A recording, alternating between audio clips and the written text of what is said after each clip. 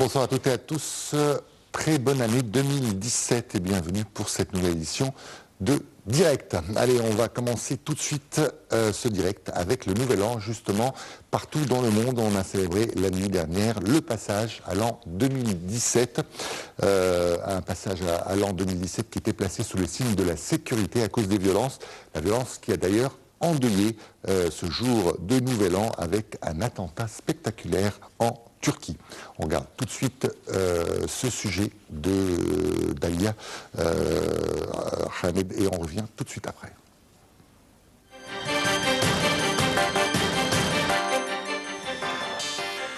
Au moins 35 personnes ont été tuées et 40 blessées dans une attaque terroriste contre une célèbre boîte de nuit à Istanbul, Arena, dans la nuit de samedi 31 décembre à dimanche 1er janvier.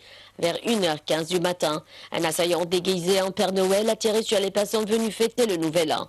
Après les multiples attentats et le coup d'État manqué l'été dernier, la Turquie avait pris d'importantes mesures de sécurité pour la soirée, avec des contrôles de police musclés et des policiers eux aussi déguisés en Père Noël pour détecter la moindre anomalie au sein des foules. Le monde a entamé sa bascule vers 2017 par un feu d'artifice géant à Sydney avant que le Nouvel An soit célébré à travers l'Asie, le Proche-Orient, l'Afrique, l'Europe puis l'Amérique.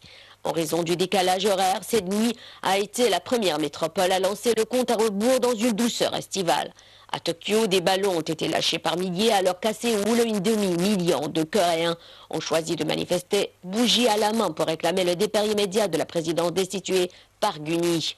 À Rome, le pape François a appelé vêpres en faveur des jeunes. Si nous voulons viser un avenir qui soit digne d'eux, nous ne pourrons l'atteindre qu'en pariant sur une vraie inclusion, notamment par le travail, a déclaré le pontife souverain. Sur tous les continents, la sécurité est au cœur des préoccupations. Jakarta a ainsi affirmé avoir déjoué un projet d'attentat terroriste à Noël et Israël avait diffusé vendredi une mise en garde contre des risques immédiats d'attentats susceptibles de viser des touristes, notamment israéliens en Inde. À New York, quelques 7000 policiers ont été déployés et des dizaines de camions poubelles ont été placés à des endroits stratégiques pour empêcher tout véhicule d'écraser la foule.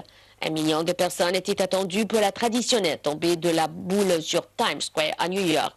À Berlin, blocs de béton et véhicules blindés avaient aussi été placés aux abords de la porte de Brandebourg, au-dessus de laquelle un feu d'artifice a été tiré alors qu'Angela Merkel a appelé les Allemands à la compassion et la cohésion face aux assassins remplis de haine.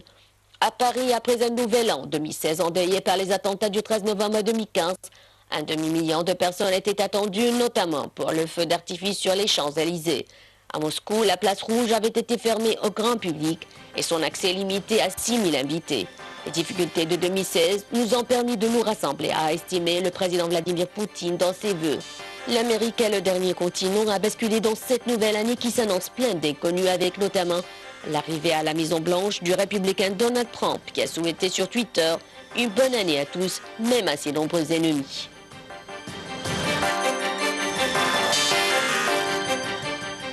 Allez, on va parler de l'Égypte maintenant avec la situation économique. Une situation économique en 2016 qui a commencé à se stabiliser, mais qui reste encore confrontée par plusieurs défis.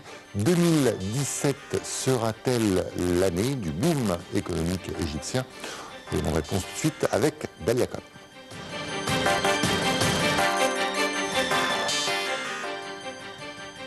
Le ministre de la Planification, Dr Achraf El Arabi, a confirmé que l'économie égyptienne a été repartie d'un bon pied en 2016. Dans une interview exclusive à la MENA, il a fait état du lancement fait par le président en février dernier de la stratégie du développement durable, la vision de l'Égypte en 2030, laquelle représente une feuille de route évidente pour les 15 prochaines années. Le ministre a indiqué que cette vision était le fruit des efforts assidus déployés tout au long des 2 dernières années. La stratégie gouvernementale dans le domaine économique pour l'année 2016-2017 comprend notamment un programme de développement sectoriel ciblé qui passe par des mesures structurelles ainsi que par l'exécution de projets. Les mesures structurelles s'orientent autour de 3 axes. D'une part, le gouvernement s'emploie à améliorer le climat des investissements via l'ouverture d'un guichet unique pour les investisseurs, la création de nouvelles branches en région de l'autorité générale de l'investissement et des zones libres, la mise en œuvre de réformes législatives telles que la loi sur les faillites ou encore la promotion des investissements dans les régions peu développées. D'autre part, le gouvernement s'évertue à améliorer le climat des affaires dans les secteurs clés de l'économie, ce qui passe notamment par le règlement de l'ensemble des arriérés dus aux compagnies pétrolières avant la fin de l'année 2016, la réduction du temps nécessaire pour obtenir des licences industrielles et la stimulation des investissements dans les secteurs du tourisme et du commerce intérieur. Enfin, le gouvernement cherche à accroître la compétitivité des petites et moyennes entreprises grâce à la mise en œuvre de l'initiative de la Banque centrale égyptienne relative au financement des petites et moyennes entreprises, l'établissement d'institutions de microcrédit, la simplification des procédures d'octroi de licences, ainsi que grâce à la réforme du droit de la concurrence qui devrait permettre aux petites et moyennes entreprises de participer aux appels d'offres publics. Le développement économique en 2016 s'incarne dans la mise en œuvre de projets sectoriels. En agriculture, le gouvernement continue le projet de la bonification d'1,5 million de fédans.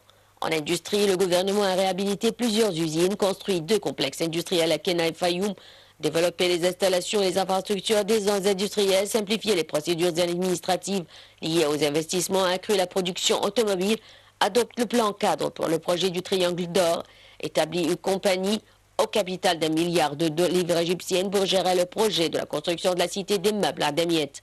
Dans le domaine du développement urbain, le gouvernement continue le projet de construction de 456 000